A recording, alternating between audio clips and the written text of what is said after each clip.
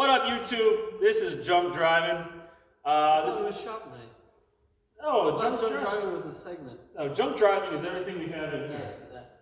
We have Racecar, we got Junk, and we got Project. Very old projects. Okay, so we're going to do a YouTube channel based around solely a lot of the things that you see in this shop and probably a bunch of other odds and ends stuff. And stuff that's just outside the door. Yeah, and the ins and outs of just, every day working on your own junk. Because I know there's a lot of people out there that don't work on their own junk anymore. And a lot of people that do. And we are those people, and we can never get away from it because our dad taught us how to work on the junk.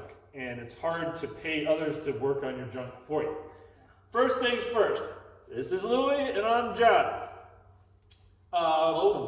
We will go through each one of these items that we have in the shop currently. It's always going to be a revolving door, unfortunately, but if you're a mechanic, you understand it.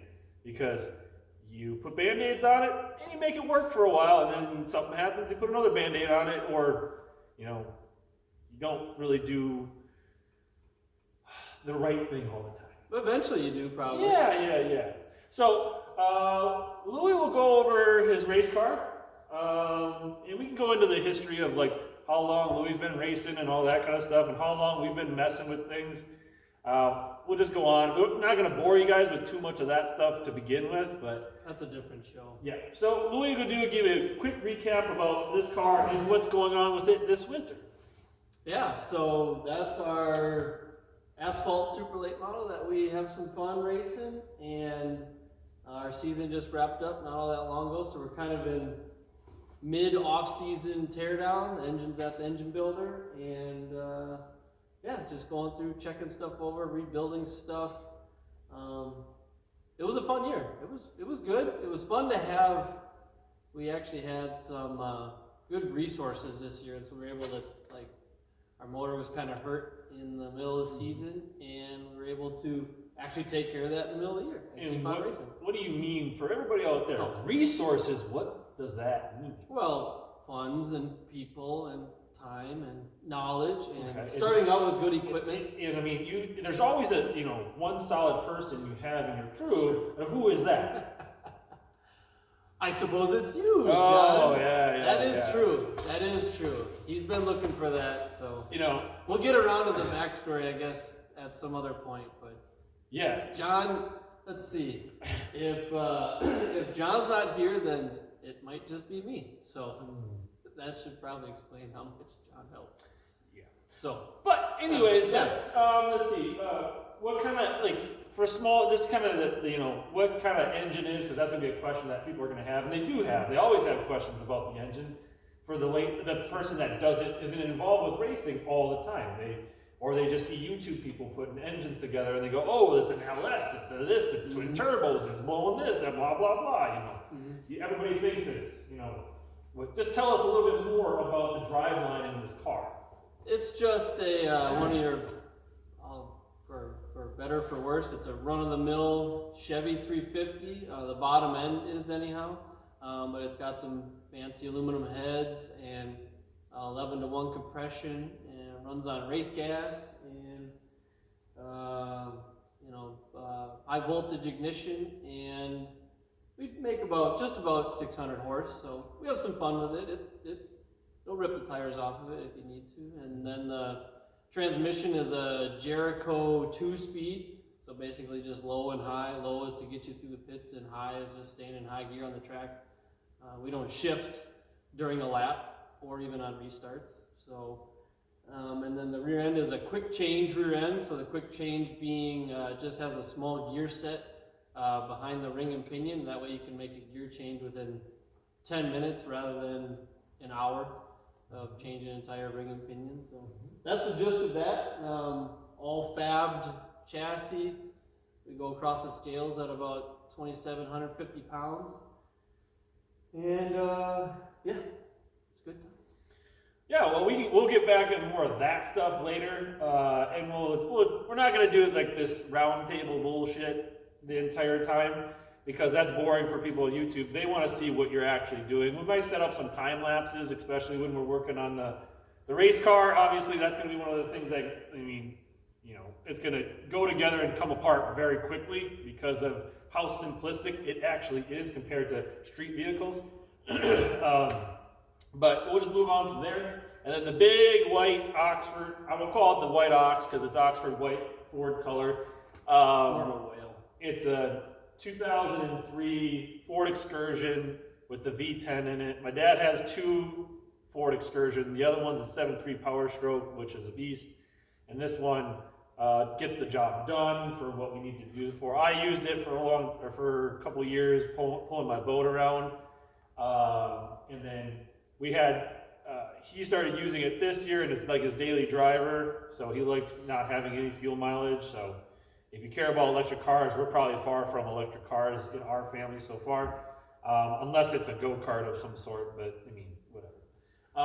But what we're currently working on, Louis has been currently working on, is if you guys have any idea about cars in general, Triton Ford engines from like 1997 to like 2006. Somebody can correct me if you're going to actually watch it and research and document that. And call us out on it. And they're known for blowing spark plugs right out of it. It's an aluminum head, so that it just everything gets weak inside of there. It's a combination of heat, weak, and not enough thread count to like keep the thing down inside of there. So I've had one driving this one pop out on the passenger side twice, breaking coils on the way out, so it just shoots it out and breaks a little tab off of it. And then I put one back in there, and then finally Louis, he was driving it home the other day, and he stopped at the gas station, and it just blew it straight out. So now he's been down for the count, so I told him to drive it on 9 cylinders. That's still one more than most cars on the road. That's what I'm saying. So he's actually bought the kit to actually replace put a helicoil in, which is in fact just putting new threads into the head. They have kits because these engines are notorious for that. So that's the junk that we're working on right now. I have 2 salvage vehicles of my own that I bought from Copart that are also junk. They're salvaged and junk, but I thought that was the punchline. Yeah, they are junk, but what about your boat? I mean, if it runs and drives, is it junk? I mean, mechanics out there are going to be like, if it runs and drives every single day, is it junk? I've never seen a mechanic with a nice car. Not really. We're right on. We're right on par for that. So that's what I'll take some video of that tonight while Louis finishes that up, and then we're going to start it up, and hopefully it blows out the other ones while we're doing that, because I'm sure that's going to be an ongoing project. We're not going to do them all at once. We'll probably wait, just like any other mechanic would do, is wait for the next one to pop. So we're not trying to dig into that thing. It's going to take forever to do that. So he bought the kit off of Facebook Marketplace. They're always out there because people use them, and then they don't need them anymore because it pretty much fixes the issue right away when you put these steel helicoil sleeves in it. So we'll look at that one a little bit more, and just, the Wisconsin rust on that thing, we can show off that a little bit. That's just what makes it junk, but it's a driver, so it's not that junk. Any input by that piece of junk? About that one? I'm actually not only am I excited to have it done, just to have it done and have my truck back, but for quite a while it's had tick noise, and we replaced the exhaust manifold. Which is also on a Triton. Yeah. Is also, if you live in Wisconsin, those are going to go out, even if you don't live in Wisconsin, but they still go out a lot faster. So the bolts that hold on the exhaust manifold get so weak from the salt eating them away that they just leak. All of them leak. I have a friend that has one. I had a 97 4.6 that it leaked, and they're also notorious for that. But go ahead. Yeah, well, so I was suspecting that the continued tick noise that we still hear is the manifold, even the one we replaced. But I am wondering if it was letting some exhaust gas by through that plug. And I could even smell it in the cab a little bit. So I'm interested to see if that had anything to do with it. If not, back back to the manifold. But we might not. I don't know if we can post. We might get demonetized if we post us trying to do that manifold. There's going to be a lot of swearing during that because he tried to do it once and without. I did it.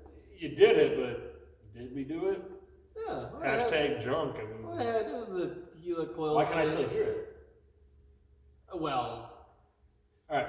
That is the question. Exactly. No, that's why not a does it question. still We already make know what the noise? answer is. Anyways, last but not least is this one. You can see it just out, so you can see the frame right there. It's a 1955 F100 that we put a Mustang 2 front suspension piece on it. It's been in our family for 15 years. 15 years. More. And just like you guys and mechanics know, you bring a project home, even a very cool one, this one could be when it's done. I mean, time and money is a very hard thing to come by, especially when he's racing in this and also working on your other junk, because it all happens at once. Luckily in Wisconsin, we have practically an off season for racing where it's not, run and gun every weekend and things like that you got a little bit more time. But yeah, we're just going to take you along for the ride on our adventures, and we'll probably get into some mischief. You'll probably be able to see the other salvage cars that we have, because Louis has a salvaged rebuilt car. Mm-hmm. It's a Ford Flex. I have a Lincoln MKS salvage title that I put back together. And I just bought this year a salvage Ford Explorer Sport. So it's been fun. We put a transmission in that one, and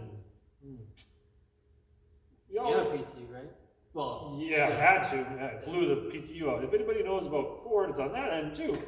All-wheel drive systems in pretty much 2009, 2010, all the way up until 2015, 16, 17. They all had transfer case PTU issues that they just blow up after a while. So, all right, well, we're going to bring it on and over to I think we're going to get started on the White Ox right away. Finish that thing up, because we don't have a ton of stuff to do on the race car, and Louis has got a spreadsheet that he calls the grant files, or the Gantt? The Harry Gantt chart. Harry Gantt. If you guys know who Harry Gantt is, put it down in the comments below. I'd really like to see if anybody knows what that is. What's his nicknames for bonus? Yes, yeah, for bonus points. We'll give you bonus points if you know his nickname. So, all right, well, we'll start there, and we'll probably cut into just going right at that thing and getting it ready. He's pretty much got it all the way done. We just have to put it back together, but the process, we'll probably have to do the process one more time. Yeah, there'll be.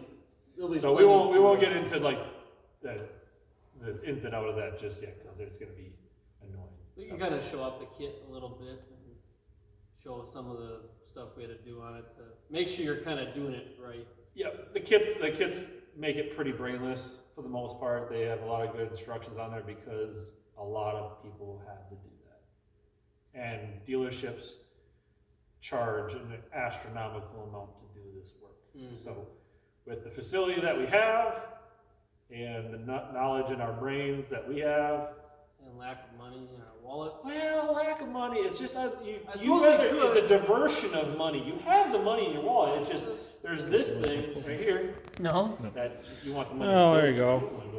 There's the race car. It's not an engine, as you can see by the way that it is. This is the Excursion. It's got 225,000 miles on it. It's got the Eddie Bauer edition seats in this bad boy.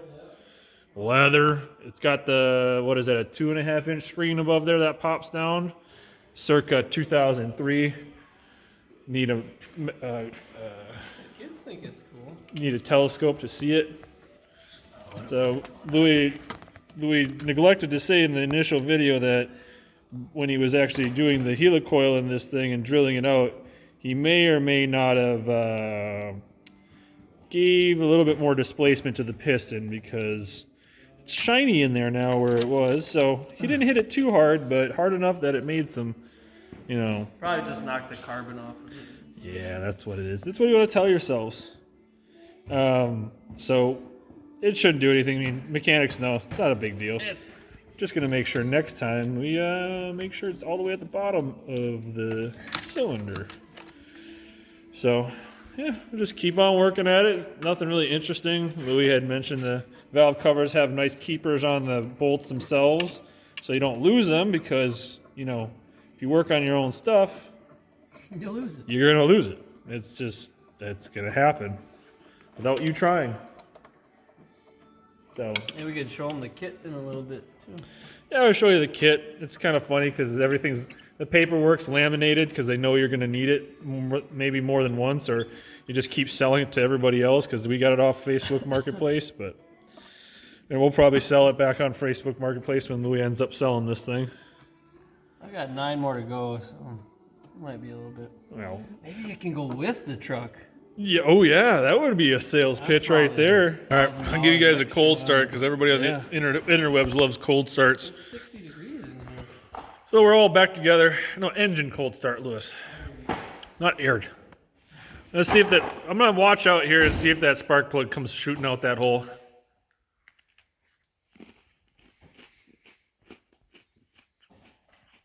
Oh, lights are on. Oh, static.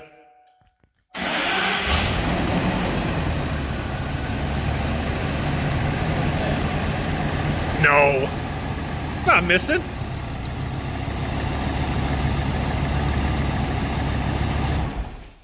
You sure? All right. So one of the cylinders is misfiring, so we're just checking the spark plug. So what he's doing right now is he actually is pulling each spark plug wire off just to see if the pitch of the engine changes, so we can figure out which hole is dead. But other than that, I think we should be okay. He only pulled out 2. The front left one here on the driver's side, that one was fine. Now he's pulling out a couple of the other ones here just to see if it changes the pitch.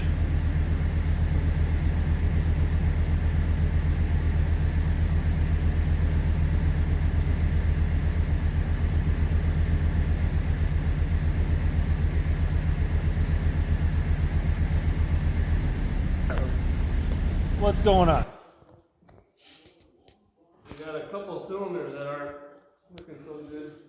Yeah, well, all the clips for the sparkulators and the injectors, they're all crispy crisp. So they're all the little clips to actually hold them in place are all broken pretty much. So, and it's just a guessing game, but I think that's pretty much what it should be. So, ready to fire again?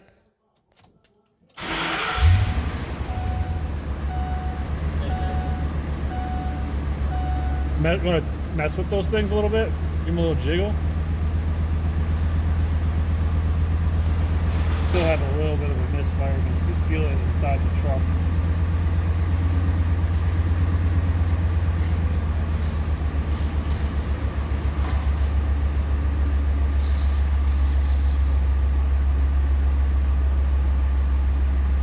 You want to push on those things?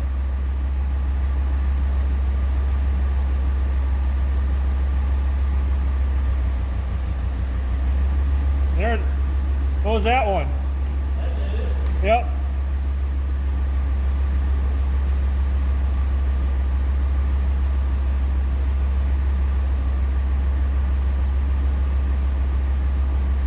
Looks like one of the injectors isn't making good contact. Probably have to put some dielectric grease in it or something like that.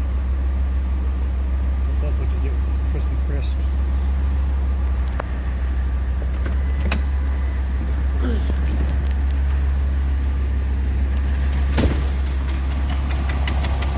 Yeah, I think we narrowed it down to this one. The injector or the which part is it? I think it's, well, when I unplug the coil, it doesn't do anything. All the other ones, when I unplug them, the motor changes pitch. So you think it's the coil on that one? Now when I unplug it, it doesn't do anything. Listen. Yeah. Stays the same. You already tapped on that thing, didn't you? Yeah, I tapped on it. I felt it. Is it that one that you tapped on and it felt like it cleared up? All right, so didn't really film this because you can't take bolts out of something, but we're just checking the foam that's inside of these fuel cell right here. The foam inside of the fuel cell is just to make sure it doesn't slosh around and make a mess and back out and stuff. Is that pretty much the gist of it? Yeah, and if it gets a puncture, it doesn't pour out right away. Yeah, so like kind of clogs it a little bit, but we're just taking the bolts out and we're just checking it. So took all the bolts out. So yeah, we just got more junk here, transmission, junk snowblower, junk doors. Oh, SHO engine up there, SHO bumpers. Those are holding down the racks. Yeah, somebody's got to. Well, that'll be the end of the first episode of this. Junk driving, we're just gonna do odds and ends. We'll do race car stuff. That thing still has a misfire in it. Not Louis, but that thing has a misfire in it still. So just, if you like this video, think about subscribing. Share it to other people. Be cool. See what we can do. It'll be fun. I don't know. That was fun. Yeah, I had fun.